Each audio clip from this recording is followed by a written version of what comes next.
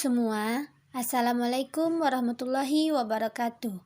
Nah, di video kali ini saya akan membahas atau mereview materi yang telah kita diskusikan. Nah, baiklah, kita akan mereview materi Islam dan Peradaban Melayu. Dari abad ke-5 Masehi, seorang pemimpin kabilah Quraisy yang bernama Qusay telah berhasil merebut kekuasaan kota Mekah dari pemerintahan Haris bin Amr Khuza'ah. Setelah berabad-abad lamanya menguasai kota Mekah, pada pemerintahan Qusay kepentingan kota lebih diutamakan daripada kepentingan suku sendiri. Setelah Qusay meninggal, kehidupan penduduk kota Mekah dalam kegelapan dan kehilangan pegangan hidupnya. Bertepatan pada kejadian tersebut, lahirlah seorang bayi laki-laki disambut oleh neneknya yang diberi nama Muhammad SAW. Pada saat itu, Madinah sebagai tempat tujuan Nabi berhijrah, dan Madinah kota pertama Islam berdiri yang ditandai dengan sebagai aspek kehidupan masyarakat di Madinah, seperti sistem persaudaraan dan suatu dokumen yang biasanya dikenal dengan sebutan Piagam Madinah. Hingga berakhir pemerintahan Khulafaur Rasyidin, Makkah dan Madinah ditakdirkan oleh Allah sebagai kota-kota ibadah dan keagamaannya. Kemudian selanjutnya adalah materi hubungan antara Islam dan peradaban Melayu.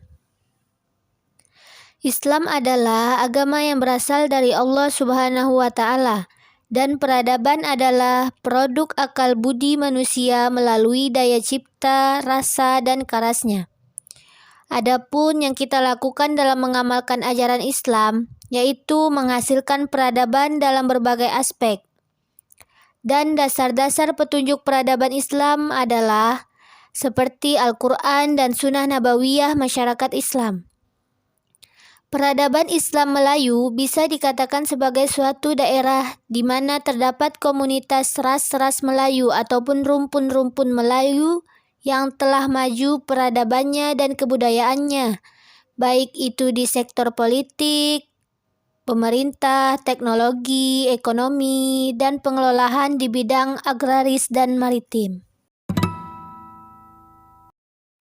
Kemudian kita membahas materi pengertian Melayu dan asal-usul Melayu.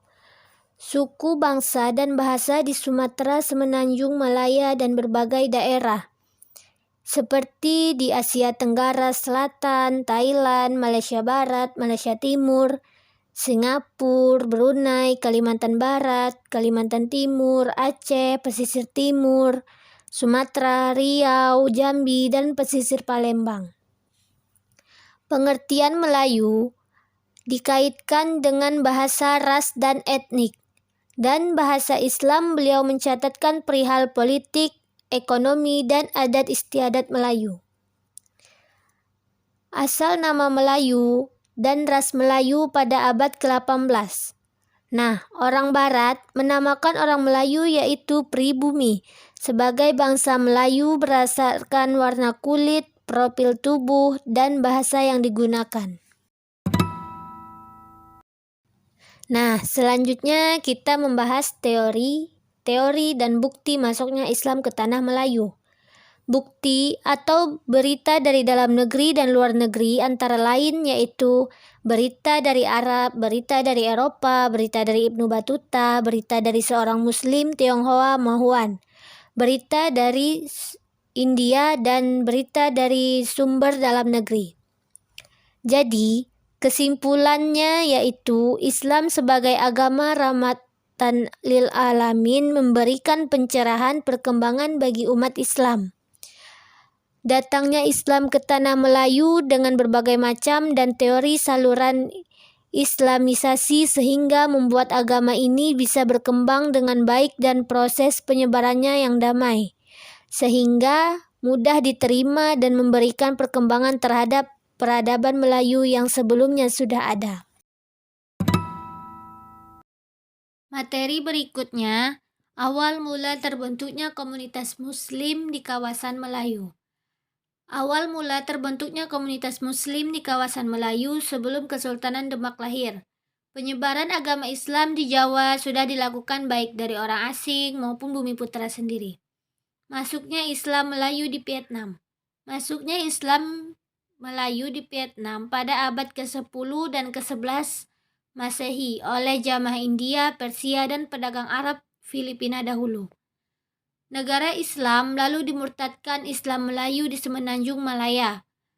Semenanjung Malaya adalah wilayah strategis dan menjadi pusat perdagangan di Selat Malaka yang berdampingan dengan Pulau Sumatera.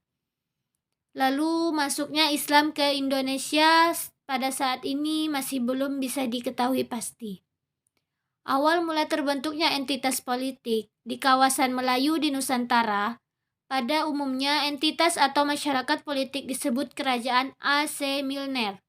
Pada awalnya, kedatangan Islam menekankan atau memperhatikan unsur-unsur yang berkaitan dengan kepercayaan.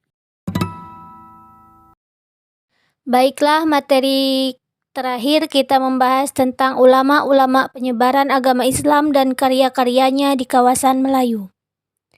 Kiprah para ulama dan karyanya Hamzah Fansuri adalah seorang ulama dan sufi besar pertama di Aceh. Beliau adalah penulis produktif yang menghasilkan karya risalah keagamaan dan juga prosa yang syarat dengan ide-ide mistis. Sebagai penulis risalah tasawuf, dia lebih produktif daripada pendahulunya itu.